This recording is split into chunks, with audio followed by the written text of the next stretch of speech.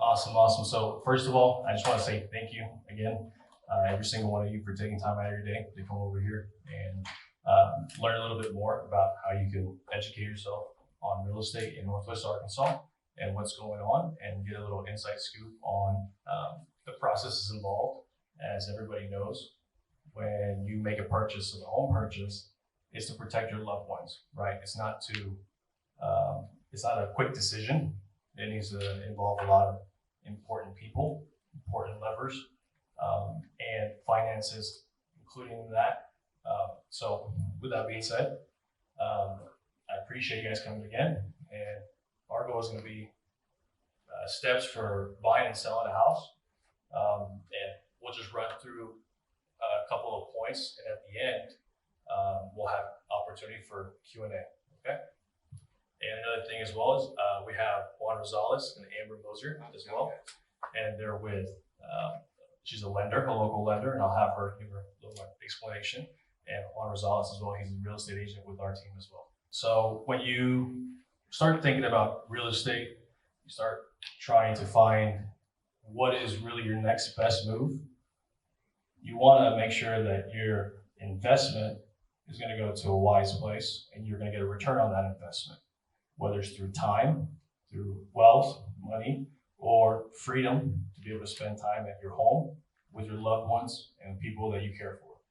So in the end, you want to make sure you do a lot of preparation to avoid, a lot of potential things that may happen in the process that can be roadblocks. And sometimes what we have noticed is people that don't prepare enough, they let those roadblocks cling on for a year or 2 years, 3 years, while they could overcome it, but they don't, right? Because it becomes a big, scary monster.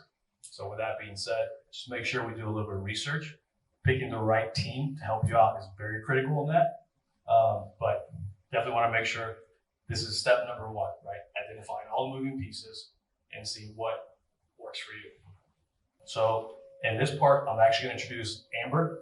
So we're going to talk about finances and budgeting. She's the expert. She's going to let you know exactly how it works from a lender's perspective. Hi, I'm Amber Mosier. I'm with First Trust Home Loans. We are in Arkansas only. Well, we started in Arkansas only. We're one of the largest Arkansas-based lenders. We have about 7 LOs up here in Northwest Arkansas. And so this is what I get to talk about all the time: budgeting, finances, and how to make the mortgage piece work whenever you're looking to buy a home. And this honestly is one of the most important steps. And I think a lot of people skip this, but deciding your monthly budget. And when you go get pre-qualified with a mortgage lender, they're going to tell you the maximum pre-qual amount that you can get. That might not actually fit what you want to do, whether that's they're pre-qualifying you for a lower amount than you're hoping to purchase, or if they're saying you could go up to, let's say, $500,000, but you don't like that monthly budget. And so step one is always taking inventory of your own household income. And most of the time they recommend keeping your your mortgage payment, all your housing expenses under 30% of your monthly budget. Now, as a mortgage lender, I have before pre-qual people where that mortgage payment is actually higher than 30%. And really, that only works, if that works for their budget. They know the best thing for them. Maybe they have an extra wage earner in the house and they're not on the mortgage application, so they really have more monthly income. But that's one of the things that you need to decide first. And when you're thinking about your mortgage payment, you also need to think about it's not just principal and interest. You have taxes, you have homeowner's insurance. Unless you're putting 20% down on your house, those have to be included in your mortgage payment. And so that's something to keep in mind as well. If you're looking to buy somewhere like Bella Vista, you have HOA fees that you have to pay monthly. So all of those things go into that budget, which is why research, like Alex was talking about, is really important. First step. Okay, so step 3, get pre-qualified. And this is really where we come in. And honestly, one of my favorite things to do with people is I like to work on both step 2 and step 3. Because a lot of times when somebody comes to me to get pre-qualified, they don't actually know how much of a down payment they need or what a closing costs look like. And so really we kind of start back at square one and we have some education about closing costs, down payment, different loan products, and then they can go back and see what actually fits their budget. But just kind of a high level overview of what getting pre-qualified looks like. So you're going to submit an application. Have any of y'all been pre-qualified before? Have you done it? No? Nobody? Yes? Okay. So you're going to submit, when was the last time you did it? Last year. Okay. So, I mean, nothing's changed really since last year, but if anybody in this room had done it prior to 2008, it looks a whole lot different now. But you're going to submit your full application. That's going to include a 2-year work history. It doesn't have to be necessarily with the same employer, but you do need a 2-year work history total, a 2-year residence history, and that will be verified. And there's actually been some neat changes recently where if you have documented rental income, that can help with your qualification.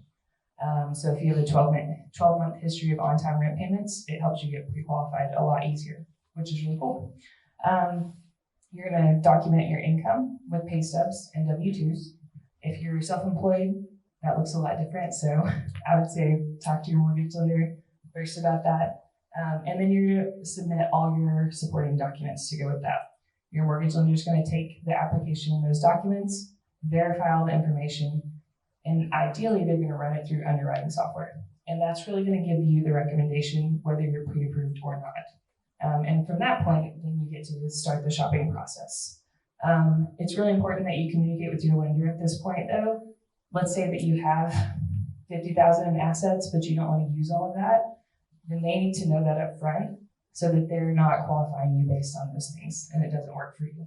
So those are really important things to keep in mind as well. Okay, back to choosing real estate agents. Thank you. So, obviously, one of the great things about living in the United States of America is freedom and having the choice, right? And that's what, why a lot of us are still here, right? We have the ability to choose, and that's why we want to make sure we, even though we are a real estate company, we're here to serve. We also want to let you know that there's options that you have available as well. And it's your due diligence to research, right?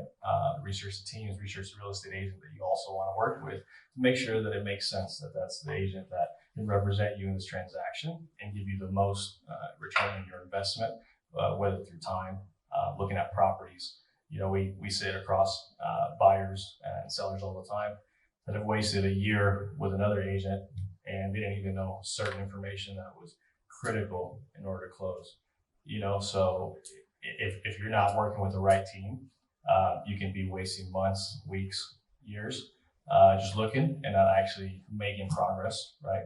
So we want to make sure that you understand that you do have a choice, right? After you get pre-approved with the lender, choose a real estate agent. Feel free to interview them, check out their background, etc. Just make sure that they have the case studies and the track record of success to help you guys achieve that as well. Okay. So finding the right home. I'm actually going to let Juan talk a little bit about it because he actually purchased, he bought a home as well a couple of years ago. And he went through our process before he actually became a real estate agent as a buyer, and he understands exactly what it takes to find the right home. I'll let him share. Hey guys, how's it going? My name's Juan. I'm also a real estate agent with Alex. Finding the right home. That's always one of the most important processes as to where you want to live. Location is what we like to talk about. It really has to do with,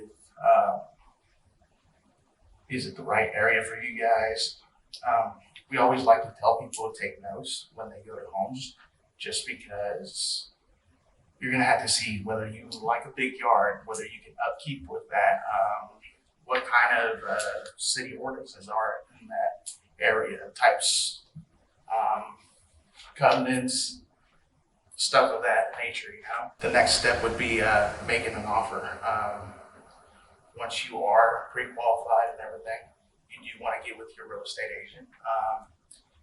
There's always different strategies as to how we suggest you put in an offer, just because whether you're going to do any money down, whether you guys are going to basically do rural or she knows a little bit more about the loan aspect of it, but there's basically 3 different types of loans in our area, and whatever you're pre-qualified for, that's the type of home we also got to look for, because if it's a first-time home buyer, obviously the bank wants to know that it's gonna finance. They want to know that it's move-in ready as well, so that plays a lot into that option as to making an offer. So we got to make sure that it's the right home that we could actually put in an offer and potentially win. So after we go through the offer situation, we find the right home and we're looking at it to be transparent. Our best interest is for you to have a win-win situation on whichever property you desire, right? At the end of the day, if it's not a win-win for you and your family, it's not going to be a win-win for anybody on this side as well, right? So with that being said, we want to make sure that you have the right to get your home inspected, whether you do it yourself, you have somebody that you know, et cetera, that you trust. But you also have the right to hire a home inspector that has a license, and they'll actually go and produce a 30 to 40 page document, a lot of little pictures of every single crack in the exterior of the home, the interior, foundation, attic. They'll find a lot of things that we probably don't see during our walkthrough. And that's one of the things that make sure that the investment is sound, right? Because the last thing you want to do is put $20 to $30 to $40,000 down on something that the roof is about to fall, in 30 days we're moving in. So always keeping that in mind. If we see some of these things ahead of time, we'll give you that advice. But as real estate agents, we're not licensed in that area. So we're never going to give you certainty when it comes to anything plumbing, electrical, roof, etc. It's not our responsibility to get on the roof and check it, right? That's somebody else's. They're the experts in that to give you guys accurate information. So with that being said, when you're in this stage, one thing to keep in mind, you don't have to put any money down yet.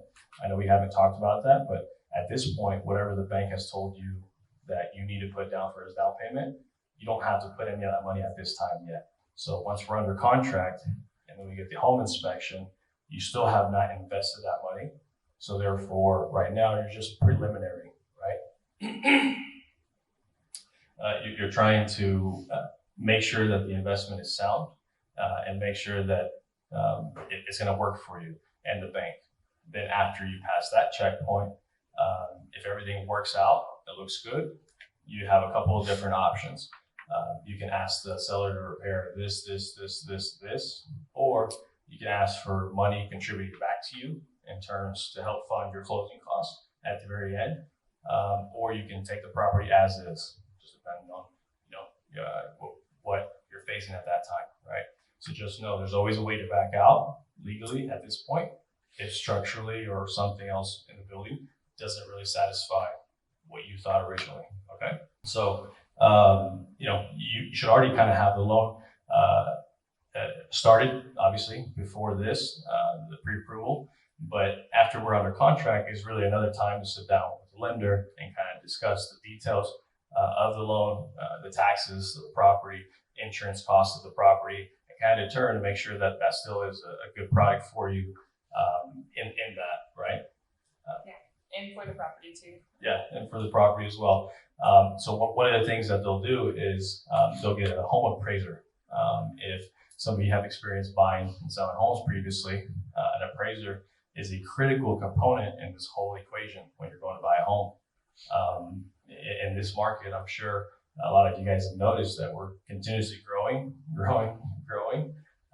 which is involving a lot of people from out of state traveling in, and they're bringing in their big equities from bigger economies, mini economies, and dumping it here and are able to overpay and beat out a lot of people that are local that don't have that capital and the resources. So that's why the home appraisal is so important, because the bank is actually going to do their due diligence and send a third-party person, entity or business to go out there and do a comparison of the property, as well as not just physically, but the neighborhood, the comparables on the sales, the square footage, other little factors that together can compile the value of the home. They'll go out there and cross-reference it through the neighborhood to make sure that your 20, $30, $40, $50,000 is a sound investment, right? The last thing you want to do is overpay for something when you don't need to, right? So in this case, the home appraiser will put let's say the property's under contract for $380,000. The appraiser says it's worth $350. In this case, the property, if you decide to move forward with it, you have an understanding that the lender's only letting you borrow $350. You have to figure out the difference if you still want the property. If it's a conventional type of loan, if it's a government-backed loan such as a FHA or a VA, there's clauses in there to help protect you from having to overpay that. And usually it's either sold at the appraised value or negotiated price in between, right? So, and that's more details when you get to the 75-yard line. Right now we're not there yet, right? So with that being said, that gives you an idea that everybody's looking for your best interest to make sure that your investment goes to a wise place to continue duplicating and growing, right? Here's an interesting fact. Approximately every 10 to 15 years, if you notice a track record, properties double in value. So we used to cost $100,000 about 10 years ago. It's costing an average $200,000 now. 200,000, 400,000, 400,000, 800,000, and it continues. So with that being said, just understand your loan is a 30-year note usually, and if 1/3 of the way through you have doubled your what you owe, it's not such a bad deal to make that investment, right? So just keep that in mind, because at that point you can always sell, take out some of that, put it in your savings, or put it in retirement, or go invest it further and diversify, and then go rinse and repeat, and you didn't have to finish paying a 30-year note, right? You can, obviously, if you want to, but just to give you some ideas of some type of clients that we're helping and achieving these kind of results. Finishing the paperwork, I know that this is very, very, it's to an average person that doesn't buy properties on a frequent basis, it does seem like a lot, because they're asking for a lot of documentation, asking for a lot of proof of income, maybe some reference letters if needed, any type of credit report if there's a spike or anything like that. They want to be able to have proof to offset that information to help build the case of why you do have the right to get that loan product, etc. But once you're through, just understand that that's what is the effort that you're getting compensated when you cash out that equity. All this hard work that you did on the front end, when you cash out on your equity, whenever that is, those are the compensations for it, right? So with that in mind, at the end, whenever it's ready to buy, you'll be at a title company. And at that title company, what they'll do is you'll sit down. They usually handle the funds, settlement of funds from all the parties involved. So the seller and the buyer will all send it to the title company, and then from there, they'll take care of dispersing it and giving everybody proof. So this would be the final stage of buying a home. And I know there's a lot of information here involved. I would, if you're okay with it, I would rather have a Q&A, like a little 5-10 before we start the selling, because there's just a lot of information. If you're okay with that. Okay. Awesome. Well, do you guys have any questions that you guys have on the actual home buying process? How do you find a good appraiser? We've had several people appraise, and one of them may be double what the other one is. Yeah. No, I hear you. How do you know? Yeah, no, I agree. So great question. One of the ways that, just by being in business now, we just have more exposure. So kind of start seeing some names that are similar. And that's where you would lean heavily on your lender and your real estate agent as well to kind of get an insight if you're on the buying side. But traditionally, from my experience, if you're getting a loan, they don't allow you to normally choose the appraiser. Normally it's chosen by the lender, by some other third-party company to allow transparency and It seems like though the lender, they want to lowball it, and we want a true market value. So how do you find a good true market value? Agree. No, great question. And right now with this economy, like I mentioned earlier, the price is going up. People pay more than asking and willing to cover it up. It is driving the comparables up at a faster pace than what traditionally appraisers are looking at information, right? They're looking at every 6 months. Things are going up here really fast every 6 months compared to how they used to, right? So with that being said, I definitely agree that there needs to be some more implementation on and maybe, I don't know, Amber, do you have the answer? Well, so from a lender perspective, we have, it depends on the company size, but a smaller lender is not required to use an AMC, which is an appraisal management company, which is that third party he's talking about. If you're a bigger lender, bigger bank, it depends on how much volume you do per year. You might need an AMC, which is a third party vendor that orders those appraisals for you. We're a smaller bank, smaller mortgage banker. We get to have our own panel essentially. And so that's ones that we found in this area that are great at their job. And we put them on our panel and it rotates and just gets assigned at random to them.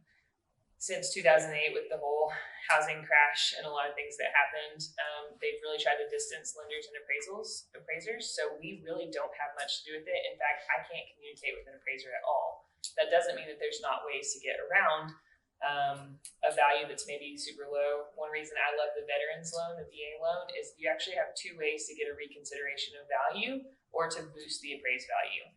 No other loan program does that, but on conventional or maybe some other things, we can work with your agent and say, the comps they selected weren't really great comps. Can you provide me with some other ones? And we'll take this back to the appraiser and ask them to redo it. So there are options for that for sure.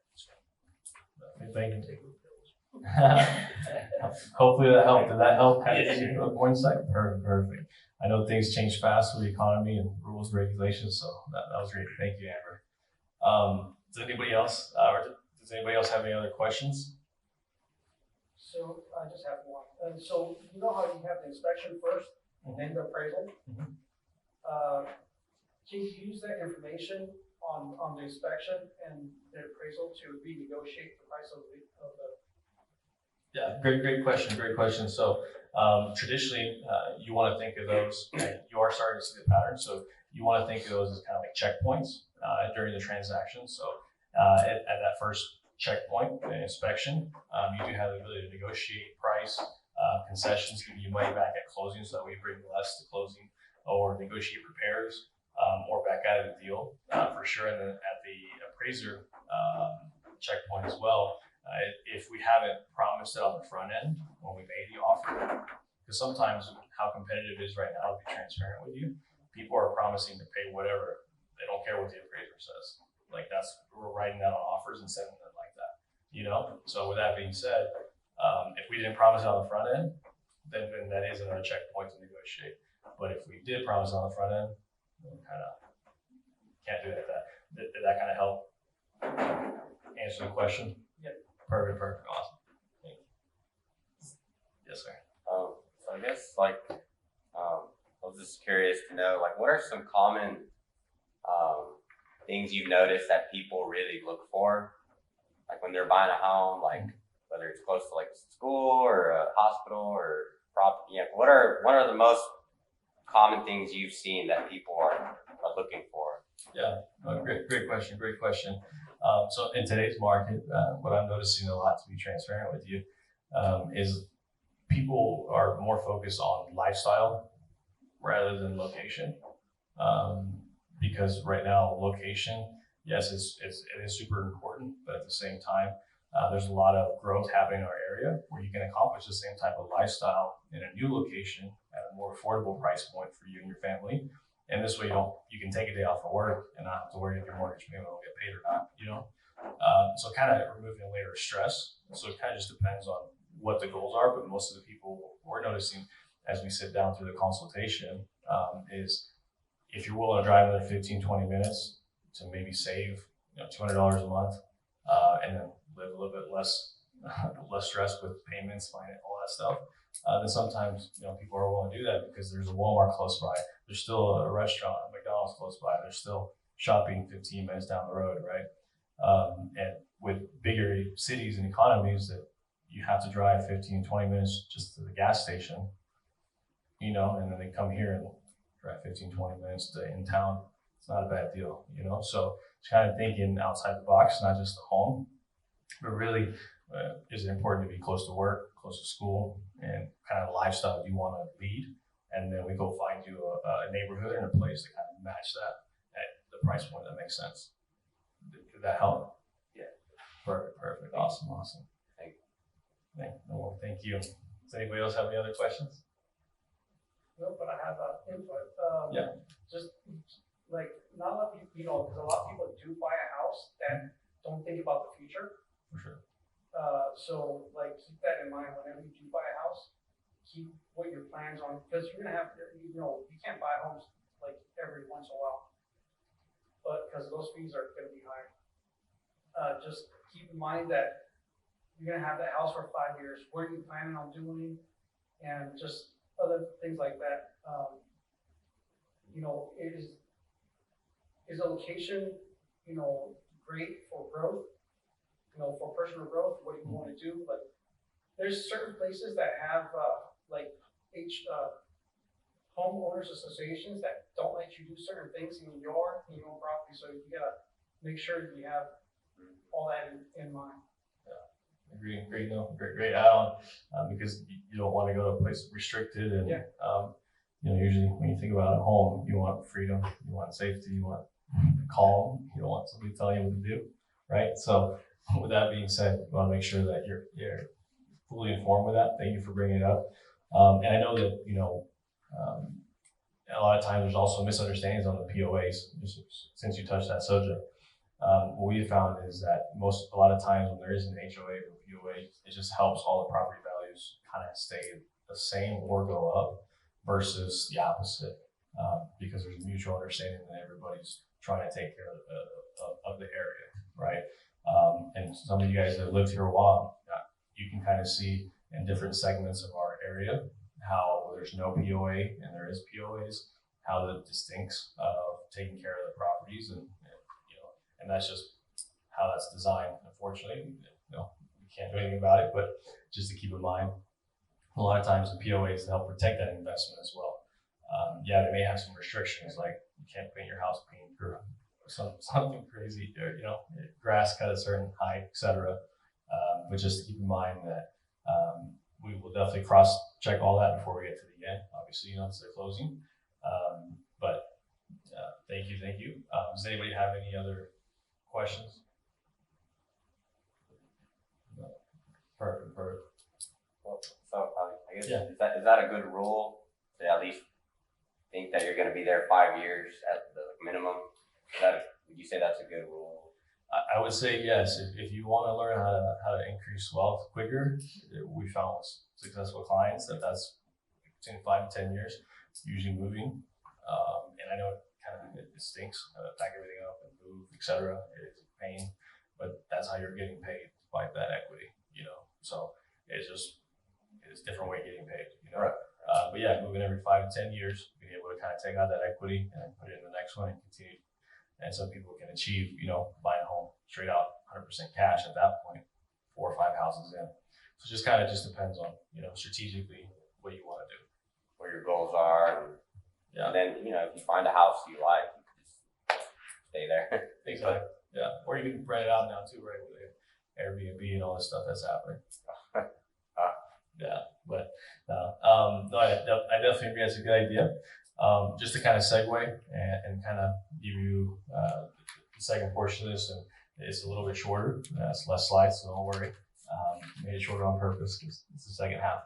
I want to give you guys time to debrief. So, if you own a home, one of the important things to understand is what is your goal?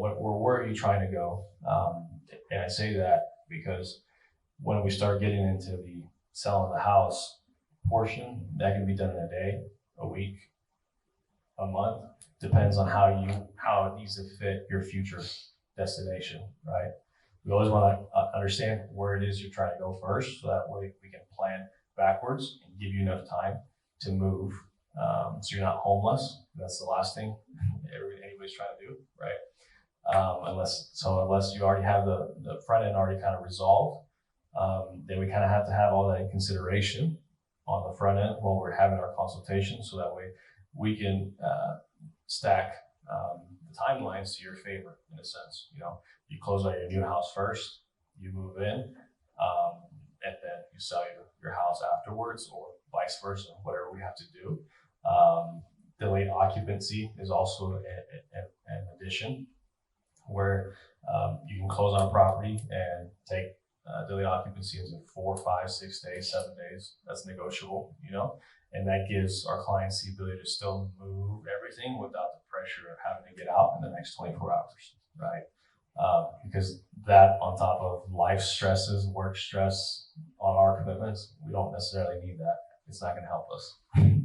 You know, so we like to understand the future destination so we can help you plan backwards. Determining the selling price. So, touching on this subject, like we mentioned, the comparables are a little bit out of the normal now, just due to a lot of cash buyers and a lot of equity that's being poured in our area from other places. So when we're determining selling price, the first thing that every seller usually says is they want to net the most amount of money, right? And because that's well earned, well deserved. Everybody's been working 40 hours a week, years in, years out, to pay for that mortgage. So it makes sense to get you the most, right? So with that being said, we'll provide some information. We'll provide comparable market analysis to give you some hard data on all the homes that have been selling in the area. But at the end of the day, the title and all the information in the loan is yours. It's not mine. It's not the real estate companies. It's not the lenders. It's yours. So if we're looking at the information and you like a price that is not on there, you have every right to list it at that price. You know, it's not saying that maybe it's going to sit a little bit longer, et cetera, if it's higher than everything else, but you have every legal right to. Now, depending on the future step, if you already have that figured out, you may have that flexibility to leave it on the market a little bit longer and test it if you can get the most out of it. But if you don't have that front end figured out already, then we can't be so bullish on that decision of pricing it as high as possible, right? We have to be kind of considerate, right? So that being said, one of the things that you know, will be super important on selling price is taking the information that we give you, analyzing your own situation, current needs, and then we'll produce a net sheet saying, hey, this is how much equity you're expected to walk out with. And then based on that, what are you going to do with it? Obviously, it's up to you, but as long as you have your residential place figured out, you can test the waters a little bit longer on the higher price. Does that make sense? Once you decide that you want to sell your house, you have a price in mind already. The next step is to start preparing, right? When we go look at things, we want to make sure that they look good to us. One of the things that we have noticed is that when people, have a showroom quality, it's more attracting to buyers. You start hearing wows more often. The more rooms you walk into, the cleaner they are, more organized, decluttered, etc. And the more wow factors you can introduce as buyers are walking through the home, the easier it is going to be for people to value something and be able to pay a higher price for that value, right? Because at the end of the day, like the adjuster and all this information is just information. There has to be a decision made at the very end. If the buyer's willing to pay for it or not, that's ultimately the biggest decision, right? And price is one thing, and value is something completely different. So people are willing to pay a higher price for things that are more valuable. So always kind of keep that in mind as you're preparing the home to get ready for sale. Decluttering, taking everything away, even if it may cost you another $200, $300 to rent a storage, etc., and put it all there for a couple months, you're going to get that compensated back even more in the very end. Okay. And can I add one thing to that? Yeah. Whenever you stage your home, like basically preparing your home for people to see it, add plants, because it gives more freshness to the house, and basically it makes the house feel like nicer, more welcoming. Nice, that's good tip. If you guys didn't hear, add plants. And I agree with you. Definitely, there's a lot more tactics as well, and anything to add that value.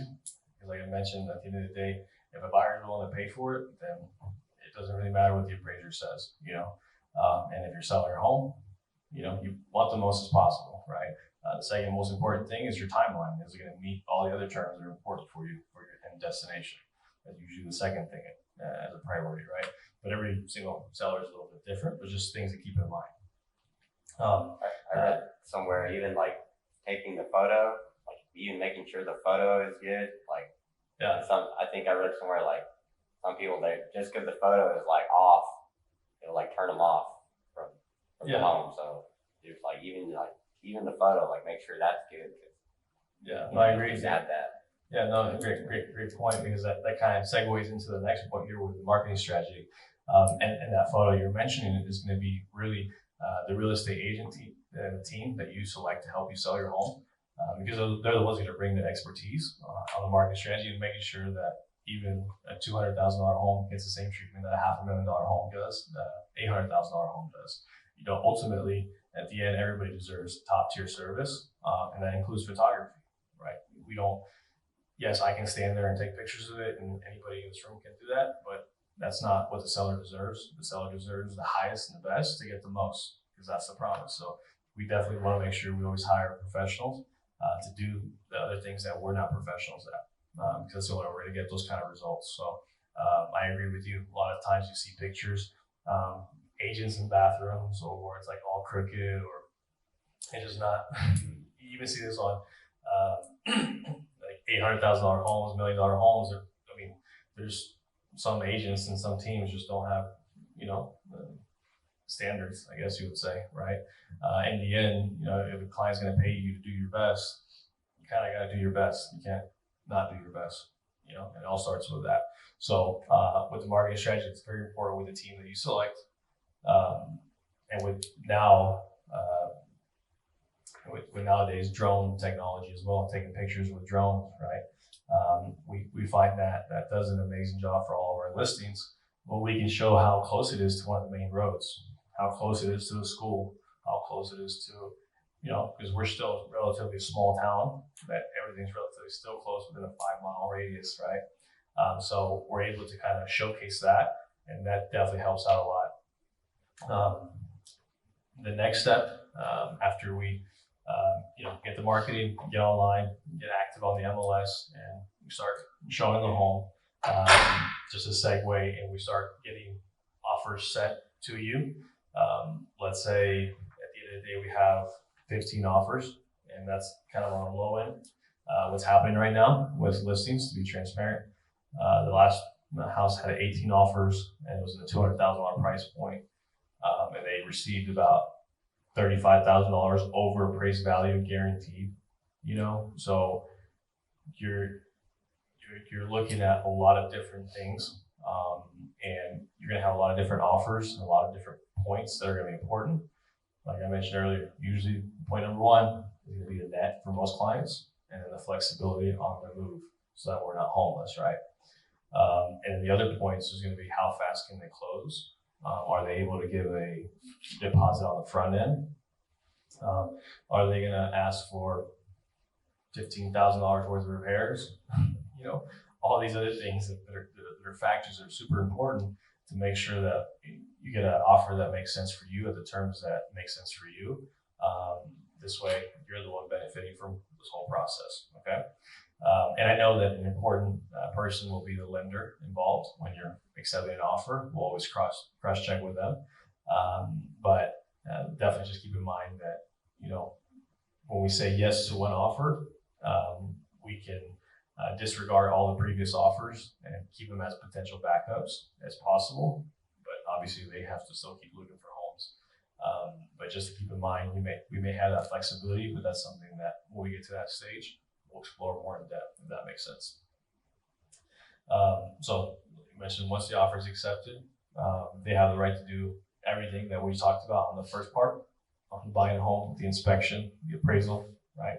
And it's really just the opposite of that on the selling side, right? They accept the offer, they go through the inspections, negotiate that, go through the appraiser, negotiate that if needed, and then at the end, you know, you're ready to close.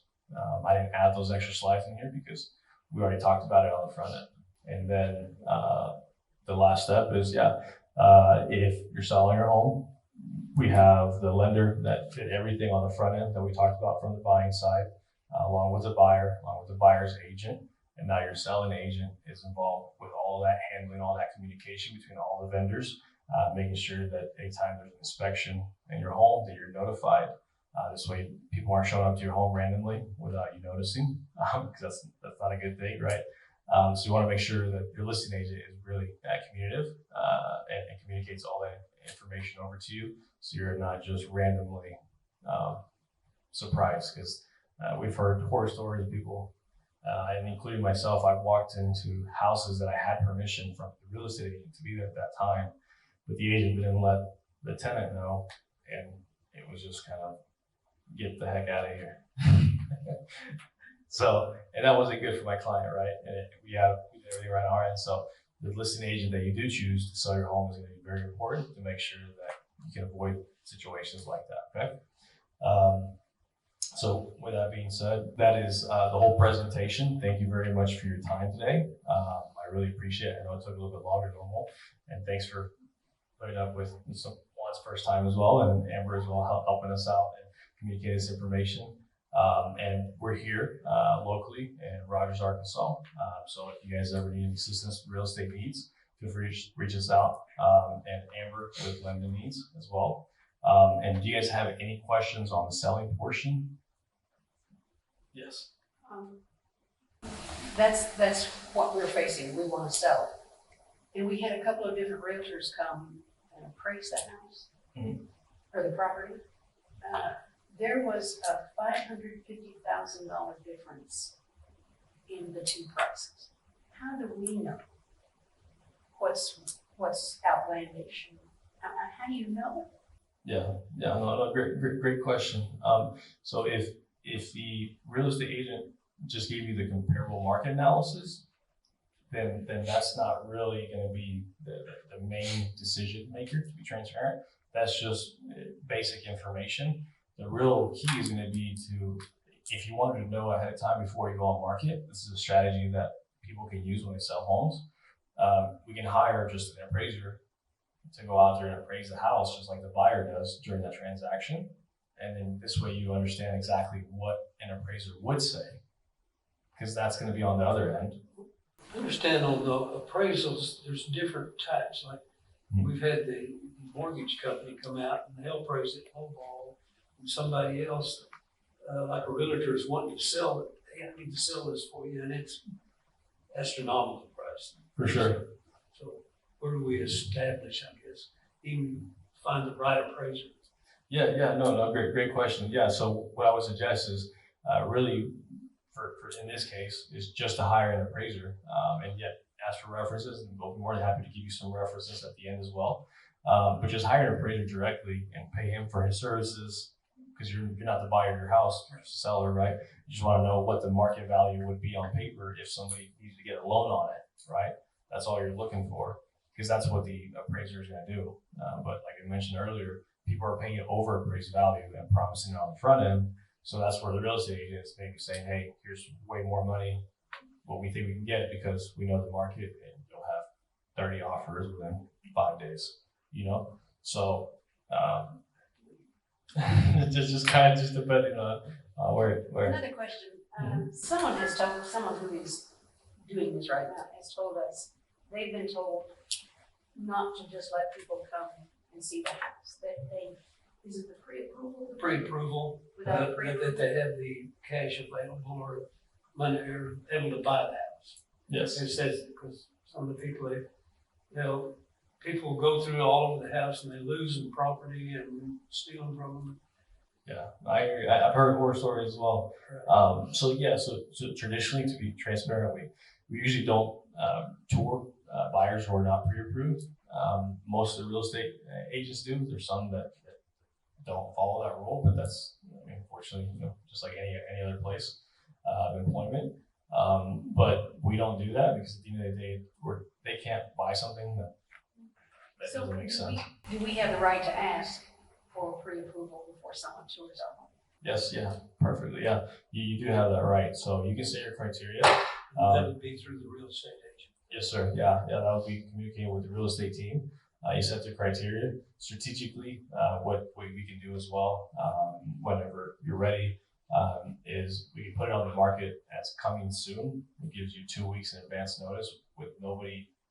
Only people can see the pictures, but they can't go inside the home.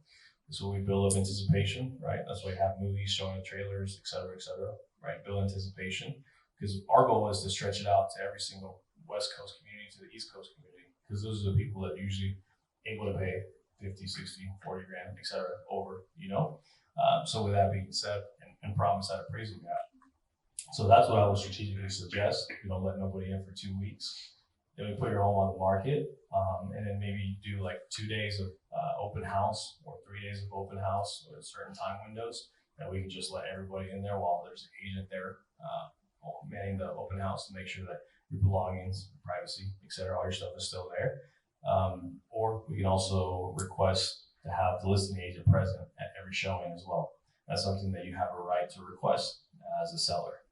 So whoever you're working with, you can ask, if they tell you no, well then you understand that they're not telling you other things too. So did that kind of help? Can I add one more thing to it? Yeah. There's a quality rating on each appraisal as well. So I don't know if you have like that copy of the appraisal that was done, but there are quality ratings on the appraisal that basically say how accurate they think that it is. So that would be something that I would look at as well. Who is they? The appraisal? There's a standard that they have to go by, and it's basically like a grading scale on each appraisal. And so I don't know if it was the lender that was a buyer that was interested in it, but you might see can you check into the quality of that appraisal, the quality rating on it? Do they think that this is accurate? Because it could be that an agent is coming in and saying, here's a CMA and we just really want to list your house, so we're giving you this inflated value, but really it's going to appraise at this value. So as long as that appraisal has a good quality rating, basically it's like a grade, then I would say that's going to be your more accurate representation. Thank you, Amber. Perfect. Did that help? Okay, awesome. Does anybody else have any questions? When you are doing a coming soon, Mhm. and you put it out to be seen, Mhm. can we back off, or are we locked in, then we have to show it in 2 weeks? No. Good, quick question. So when you're ready to list your home at any stage, before we accept an offer, you can back out. On the front end, when we're discussing the paperwork, we'll discuss the cancellation clause. Good teams will discuss that. Agents that are not good, we'll ignore that. So just keep that in mind. We don't charge anything to cancel ours. So at the end of the day, up to before you receive an offer, if something happens, situational, family, or et cetera, you can say, hey, I can't go through this anymore. We need to back off. Perfectly understand. As there's a lot of moving pieces, like we mentioned, that people, family, et cetera, that's important, Did that kind of help? Yeah. You mentioned once in here too that it may need a survey. I thought it was standard. Is it not? Yeah, no, great question. So a survey is not standard anymore. I don't know if it was at one point potentially, but now it's just an option. So whenever you do make an offer on a property, you can select if you want a new survey to be done, and if so, you can have it select the buyer pays for it, or the seller pays for it, or you split it in half the cost. Everything's negotiable. Yes, sir. Correct. What are some of the most common mistakes that you notice people making when buying or selling Yeah. a home? So thank you. Great question. So two-part. First, the buying. On the buying is what I would say is common mistakes that I notice is people not understanding really what they're doing with their money every month. Because if you knew how much, like I mentioned to you, that 10-year rule, right? If you knew that making your car payment into the house versus your car is going to give you double in 10 years, you'd probably not have a car payment. Maybe put that $400 extra into your house payment, right? Even though maybe you really don't want a high house payment, but you would rather dump that revenue in there because then at least in the 10 years, you'll be able to walk out with that and maybe buy a new car cash for the next 10, right? So with that in mind, it's just underestimating yourself and always trying to get the lowest price, the lowest. Yes, that's super important, but by doing that your whole life, you're going to stay there in that area and you're not going to be able to progress. So I suggest kind of buying mistakes, look at all your money, all your revenue, where it's going, and then kind of move it around so that way in the next 5 to 10 years, you can get a lot more in return, right? So it's kind of like making just the minimum payments, like on your credit card. It's a low payment, but you're just going to have to pay it over the long term. Yeah. Kind of like the same concept a little. Yeah, a little bit like that, yeah. So just making sure that you're willing to reorganize the funds in your household if you're truly desiring to level up in a sense of your financial IQ, right? Because at the end of the day, progression is part of life, right? We have to progress, we have to move forward. So with that being said, that's something that I noticed a lot of mistakes on the front end. Everybody's trying to say, well, $700 house payment, $600 house payment, $500 house payment. And we get it, everybody wants that, right? But at the same time, that's the rate of return, right? 100,000. Open to different. And then as well as, for example, let's say a simple 1% interest rate increase on 100,000, is not the same as a 3% increase on 100,000, right? 3% increase is 3 times the 1% in actual dollars. So if you double that, and you have a $200,000 home, that 1% increase is a lot faster than that 100,000, right? So in the end, it's really about being able to see the future and really be confident of where you want to be. Then when you kind of decide, okay, this is kind of where I would like to retire, have this kind of, et cetera, then work backwards and make adjustments likely. And on the selling side, to touch on the second one, common mistakes is, one of the things that we frequently see is it's an emotional situation, right? Because think about your home, right? Probably your pets, family, bless you, family, pets, loved ones. People come in, gather, and spend time and energy there, right? So when you're thinking about selling it and you see people coming in, and maybe giving you negative feedback on the responses through the text message systems that we have in place after they finish the showings, sometimes that can get to you, and you don't like people disrespecting your space. So that's one of the common mistakes that I see, is having that emotional attachment, which is hard not to because it is your home. You have to have an emotional attachment, but then understanding that your end goal is more important and this place served its purpose in your life, and you're thankful and you're blessed and you're ready to go to your next, so kind of understanding where, making that disconnection so that way you can truly make that jump and get to your next place, because that's truly probably the place that you want to be, so hope that answered the question. It's kind of a follow-up on that. So what is like a good amount of time to give yourself in the buying process and the selling? Like that way you're not, I feel like if you were like rushed, you would take the first offer, you'd sell it, Yeah. What is a good amount of time that is, is just right, which you see is like, okay, this works for most people. Yeah, and you're, just to clarify, you're asking if you needed to buy before you sold your house. Like if I was selling my house and I needed to buy something, how I needed to do that. So like if you were moving to like New York, and you want to give yourself enough time to sell your house. For sure. You don't want to wait till the last, minute and then you just get whatever offer. Yeah. Right. Yeah, no, I hear you. Great question. So one of the ways that we definitely do that is by, we just did it with a client in Pea Ridge. We closed on their home 2 weeks on the sale of their home. So they had the funds to pay off their credit card debts, everything, et cetera, and reduce the debt to income ratio, right? So they could afford a bigger house. We had them close 2 weeks before on their old home when they're selling, and they stayed in there. They didn't move. They didn't move anything until they closed on the new home 2 weeks after, and then we gave them an extra week so that way they can move.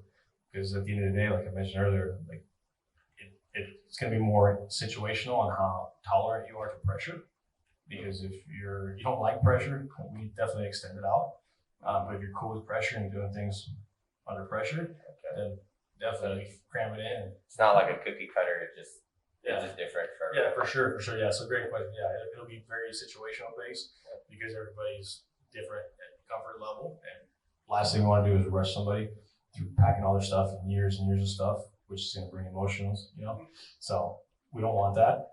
So strategically find the right agent that can explain that to you and do all that is going to be key, because we've talked with clients that don't have that had experience with other agents that didn't even know that those were options, because for me as an agent, it's more work, yes, but at the end of the day, that's what I signed up for, and that's what I'm going to continue doing. I'm going to continue working. It's not like I'm going to skip work, So at the end of the day, it's whatever makes sense for the client. So this way, it works with their schedule. Did that help? Yes. Perfect. I'll follow into that. I guess with the market the way it is right now, are you seeing more of these facts and delayed occupancy situations happening? No, I am. Yeah, there's a lot of people that are needing to sell just to, pay off stuff, and then they'll promise to lease it for a year or 6 months, so that way they can catch up with their credit score or whatever else needs to happen, so that way they can get eligible with the lender to make that transition. And one very important thing that I want to make sure we understand is that during the accepting of the offer, we can always put a clause in there, and that's why it's very key that it's transparent, the relationship you have with your agent, because you need to know all these things, right? So we can always put a clause in there to protect you and say, hey, we can't sell your house until you buy a new house, or vice versa, in the contract, and therefore the contract is not executable until that is removed, right? So it protects you, and you're not having to sell something and not end up qualifying for something a year later or something like that, right? But yeah, great question. So that contract is important. Like that final contract, you got to make sure it's exactly what you want, kind of. Yes, sir. Yeah. And that's really what makes our country different from other countries that are not as successful, to be honest with you. Accountability and contracts and keeping people accountable to what they said, what they signed, do what you said, or repercussions, right? So with that kind of stuff, definitely it's going to be very key, making sure that, we abide by that contract. And if you're not satisfied with it and you're signing it, you need to be asking that to your agent. And if they don't have an answer that you like or you're confident with, you probably need to look for somebody else or get another opinion, right? Just to make sure that, because we hear horror stories all the time where people had their houses already boxed up in U-Hauls and ready, and the houses just didn't close, the buyer didn't show up, or they backtracked a couple of days before closing, and there was no occupancy timelines that were overlapped to avoid that, right? And then families are impacted in a big way, in a negative way. And that's the last thing that we want for anybody to happen. Makes sense? Or anybody else have any other questions? Do you know what a 1031 is? Yes, sir.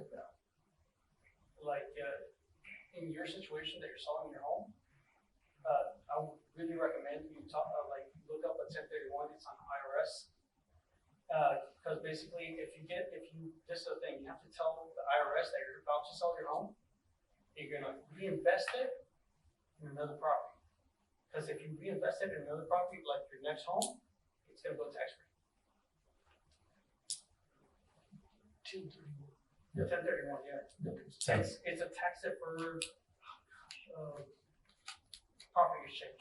Yeah, it's a 1031 exchange. I think that's what it's called. But yeah, it's a great. Thank you for bringing it up. It's a great tool to build wealth with and kind of use as a vehicle to move capital and funds and continue growing. In the end, everybody wants all their hard work to give them something in return, and you deserve that. So understanding some of these vehicles are going to be super important when you're selling your home, and once again, that's where your lender is also going to be a super expert with 1031 exchanges and handling some of those kind of conversations on how you can move your funds around as well. Because ultimately they want you to win. If you're not walking away with a win, then it doesn't make sense for anybody, right? One thing I want to be transparent as well is to agents. Most agents, they don't compensate us until the very, very, very end of the whole transaction after you already have your keys. So at the end of the day, the last thing we want is for you to be in a place that you're going to hate from day one, right? We don't want that, right? So in the end, if it doesn't make sense for you, it doesn't make sense for anybody, right? But does anybody else have any other questions? What are like some things to look for in a real estate agent? What are like some red flags? For sure. If you're looking at properties, I would say, and you're whatever price point you're at. I'm going to talk about the buying side first. You didn't clarify buying or selling. So on the buying side, if you're buying, some of the red flags to look for is the agent isn't being transparent with you and letting you know how much money you have to bring down. And it's not that he's going to know; he's just going to give you an idea of how much you actually have to bring down capital versus just teeing you along and not actually giving you that information. And that's maybe partnering with the lender that you have. That's a red flag. Another red flag is not having a consultation, to be honest with you, and not sitting down and having a consultation over spending $200,000 plus. It's kind of a red flag, I would say. So if you're going to invest that kind of revenue, you definitely want to be able to have a sit down first before you start wasting hours and weekends of your life driving around looking at stuff that may not even work, right? So that's a red flag. If they say, hey, yeah, I'll just go show you the house right away. And then they're not necessarily a professional, because why would you want to show something to somebody who you have no idea what their interests are, right? Because the whole point is to help solidify and make it easier for our clients to get something, not harder. I'm not just opening doors. We're going through a list. We're calling off-market properties to try to find you a property. So we're doing a lot of stuff in the background. That if we truly know your needs and wants and desires, we can definitely help you find it. And on the selling side, same thing, just kind of being not transparent with the delayed occupancy or even just the contract in general. What we've noticed from clients' experiences is that sometimes people just rush through things and just mention a couple points just to get it done. But if your agent isn't going through detail the contract bullet points, then that's kind of a red flag, because you're signing it and it's your home, it's your equity. You know what I mean? So those are some of the things that I would make sure I look out for, as well as maybe give you some records of the past successes, right? If they don't have any, it's not necessarily a bad thing, but maybe you don't want to go with the first guy, with the new guy, right? And there's nothing wrong with the new guy, because I was there and I had to do it as well. But if it's your equity, you have the right to find the expert, right? Always keep a look at it in that perspective. Because if I was in your shoes, selling my house, I would want the exact same thing, the expert. No, and the reason I ask is because when I was younger, I was seeing when my parents were buying their home, and the real estate agent they used, he just didn't. I mean, he was like bless my parents' heart, they were kind, but they just took it, he was like rushing them, and he just wanted to sell them like a house, and he would go to some of like the most, awful looking houses. And, but I felt sorry for my parents, and I was like, man, they shouldn't be taking this from him. Yeah. But, and that's all they could, I think they knew, they didn't speak in English or nothing. So, yeah. But really this real estate agent was just really harsh on my parents. In the end, he just wanted to sell him any house. And so really, I think definitely, a real estate agent, that's important, that relationship. Yeah. And you want to make sure that you understand the family dynamic, right? Because at the end, my wife is actually back there, Ashley. And when we bought our home, it was really emotional for us. And I remember how emotional it was for her. And at that time, I didn't have a license. And we went with the first real estate company we saw on the road on Walnut. We're driving down Walnut, saw the first real estate sign, called them and said, hey, we're interested, and we just move forward that way. We were just didn't have the awareness, right? And so we didn't go shopping, we didn't for an agent, we didn't do any of this. I didn't understand I had options until I got my license and I started helping people. I'm like, holy cow, I have options as a buyer to do more than just one way, right? So it's really, really important to have somebody who's willing to show you like a buffet of options, and then you kind of choose the entree that makes sense for you and your situation, your goals, and your lifestyle, and your family. Because it's not going to be the same for me, right? And I always keep that in mind when we bought our home. I remember her crying throughout the process because it was stressful. You know, putting offers on homes, looking at homes, and all that is super stressful. I remember how that kind of ripple effect to me and to work and to my friends and everything else, right?